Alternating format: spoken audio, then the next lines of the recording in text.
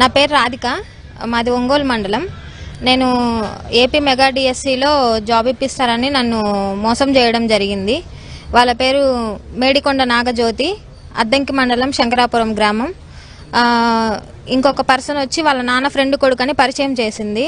అతను cyber సెక్యూరిటీలో police ఆఫీసర్గా చేసి వాళ్ళ ఫాదర్ హెల్త్ బాగాలేకపోతే వ్యాపారం చూసుకోవడానికి రిటర్న్ వచ్చాడు. తనకి చాలా సర్కిల్ ఉంది.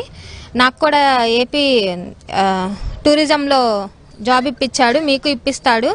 ఓసీ క్యాండిడేట్లకి అంత తొందరగా జాబ్స్ రావు, సో ఇట్లా ప్రిఫర్ చేయడమే మంచిది, నేను తీసుకున్నాను, మీకు వస్తుందని చెప్పి అమ్మాయి మమ్మల్ని మోసం చేయడం జరిగింది. చాలా తెలివిగా ఆ అమ్మాయి వాళ్ళ నాన్న ఫ్రెండ్ కొడుకు అని చెప్పి వాళ్ళ నాన్న ఫ్రెండ్ కొడుకు అకౌంట్లో డబ్బులు వేయించింది.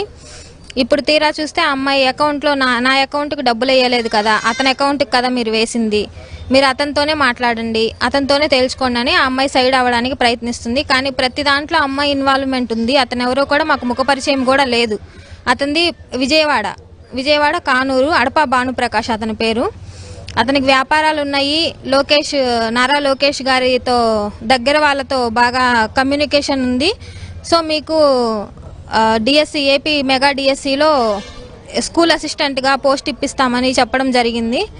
మా దగ్గర అమౌంట్ తీసుకున్నారు, ఇవ్వలేదు. మేము పోలీస్ కేసు కూడా ఫైల్ చేశాము. అతను కూడా వచ్చాడు, ఎఫ్ఐఆర్ అయ్యింది. అతను వచ్చాడు, ఒప్పుకున్నాడు, నేను పలానా ఏపీ మెగా డిఎస్సి కోసమే అమౌంట్ తీసుకున్నాను అని ఒప్పుకున్నాడు. తన స్టేట్మెంట్ ఇచ్చెళ్ళాడు. ఇచ్చెళ్ళిన దగ్గర నుంచి ఎన్ని నోటీసులు ఇచ్చినా రావడం లేదు, పోలీసులు ఎటువంటి యాక్షన్ తీసుకోవడం లేదు. కంప్లీట్గా మేడికొండ నాగజ్యోతి అనే అమ్మాయి అయితే అసలు ఈ స్టేట్లోనే లేదని చెప్పేసి అదొక రీజన్ చెప్పి ఏం చేయాలని రివర్స్లో మమ్మల్ని క్వశ్చన్ చేస్తున్నారు పోలీస్ వాళ్ళు. నన్ను ఎగ్జామ్ కూడా రాయనివ్వలేదండి వాళ్ళు. నువ్వు ఎగ్జామ్ రాస్తే మీ 2 అకౌంట్లు క్రియేట్ అవుతాయి, వీళ్ళు ఆల్రెడీ ఫేక్ అకౌంట్ ఒకటి క్రియేట్ చేస్తున్నారు. ఇన్ కేస్ మీరు క్వాలిఫై అవ్వకపోతే ఆ అకౌంట్ ఈ అకౌంట్ చూపిస్తాయి, అప్పుడు ప్రాబ్లం అవుతుంది. సో నువ్వు ఎగ్జామ్ కూడా రాయొద్దని నా లైఫ్ కూడా స్పాయిల్ చేశారు వాళ్ళు.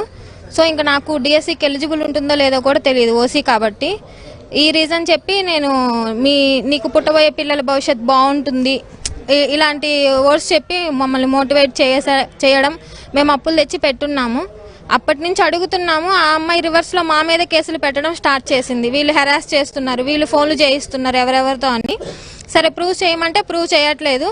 ఎస్ఐ వాళ్ళు కానీ పోలీస్ వాళ్ళు కానీ వాళ్ళు ఇస్తామంటున్నారు కదా, వెయిట్ చేయండి, మీరు ఎందుకు ప్రొలాంగ్ చేసుకుంటున్నారు, వాళ్ళు ఇస్తారు కదా, వెయిట్ చేయండి అన్నట్టుగా మాట్లాడుతున్నారు. ఆ అమ్మాయిని పిలిపించట్లేదు, ఆ అమ్మాయి ఇక్కడికి రావట్లేదు, ఆ అమ్మాయి స్టేట్మెంట్ అయితే లేదు. ఇప్పటికీ కూడా మేము గట్టిగా అడిగితే మొన్నటి వరకేమో అతను ఇస్తానంటున్నాడుగా అని ఆ రీజన్తో ఆపేశారు. ఇప్పుడేమో ఆ ఏమన్నా మేడికొండ నాగజ్యోతి అనే అమ్మాయి అసలు ఈ స్టేట్లోనే లేదు, ఆ అమ్మాయి రావాలి, ఆ అమ్మాయి వచ్చిన తర్వాత మేము ఆ అమ్మాయి చేతికి మా చేతులతో నోటీసులు ఇవ్వాలి. మేము జగన్ సార్ని కలవడం జరిగింది. జగన్ సార్ మాత్రమే మాకు న్యాయం చేయగలరు అనిపించింది. మేము అందుకే ఇక్కడ వరకు వచ్చాము. జగన్ సార్ దీని మీద పరిశీలించి మాకు న్యాయం చేస్తారని మేము ఆశిస్తున్నాము.